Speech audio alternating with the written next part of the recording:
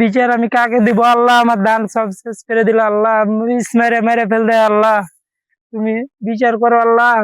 ধান আমি কি করবো আল্লাহ? সব শেষ হয়ে গেল আল্লাহ, আমার ধান সব শেষ আল্লাহ, পুড়ে মরে শেষ আল্লাহ।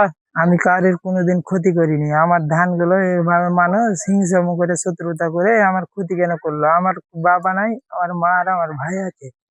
আমি অনেক কষ্ট করে আমি সংসার চালাই, আমার ধান গুলো এমন মেরে ফেল দিল।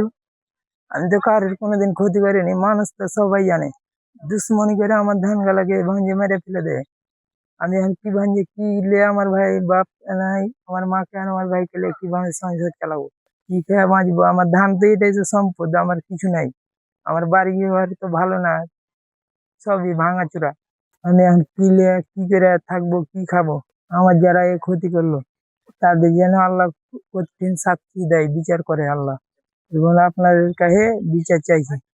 ইসরাফিল আমাদের এলাকার ছেলে, সে একটা ভালো ছেলে।